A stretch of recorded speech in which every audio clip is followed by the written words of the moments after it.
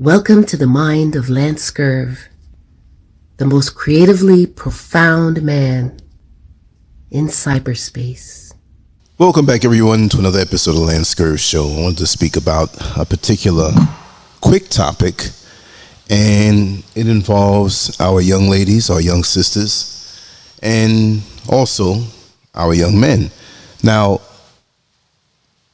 I'm always deep in thought, and I also want to thank you all for your birthday wishes. 61 doesn't feel any different than 16, right? But today, in today's world, we have a lot of young ladies who feel empowered, which is good, but they feel empowered in ways that are not good.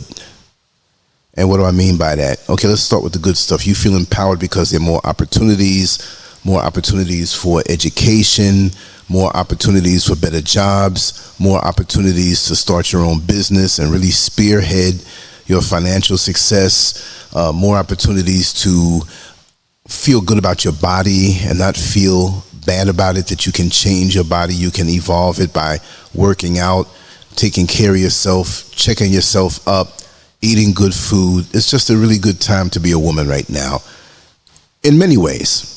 Now, a lot of the things in society that are not good, that victimize women, that marginalize women, that put them in a certain place, well, externally, yes, we got to take care of those things as a society. And it doesn't seem like it's getting any better, right? But from the woman's side, the young ladies, there's a thing going on where, okay, they feel empowered, but on a sexual level, with their bodies, and please don't call me an old geezer who, feels bad because now you're older now and you can't run around. Listen, I don't want to run around, all right? I did a lot of that when I was young, and I know what that tastes like, literally, okay? I'm not the old guy trying to stop you from having fun. I just want to say something that I know that I've seen a lot of young ladies that have gotten older. Something's missing. When you have this promiscuous life, when you use your body as a weapon, when you use your body as leverage, and yes, I know so many women have done it, and seemingly they seem to have been successful with it, if that's what you want to call it, but you're not going to be successful with it. Meaning that you can trade off the physical goods for money, for cars, for favor, for status, but you continue on, you're digging yourself into a deeper hole. Life really looks different when you get to a certain chronological age. Life looks different even before you get to a particular chronological age, where you just get to a certain level of maturity. You don't have to wait until you're 45, 50, 60, 70 before you start to see things different. It's not the age, it's the wear and tear.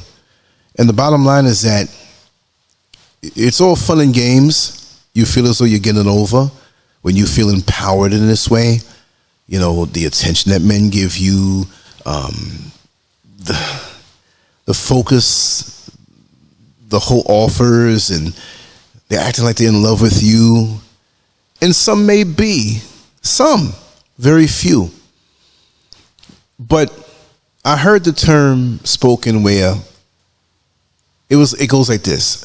They want to be with you, but they don't want to be with you.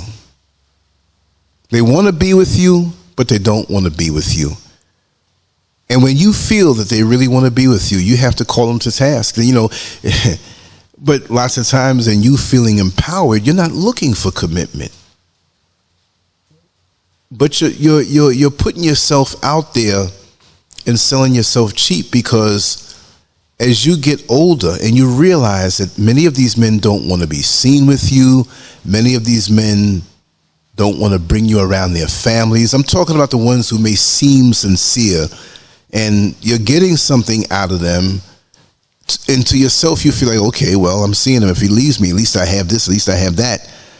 That's not the way to go. Because long after the things have collected dust and you realize that you're alone, and other things mean more to you than just the material, and your beauty has faded, on the assembly line of life. Young, nubile, beautiful, succulent, whatever you want to call it, women are coming off that assembly line at the legal age of 18 every single day. It used to be where, to me, from what I could see, that women felt, there's no statistics on this. I mean, you can go around and ask, but just from experience, that they felt over the hill as they were in their late 30s and 40.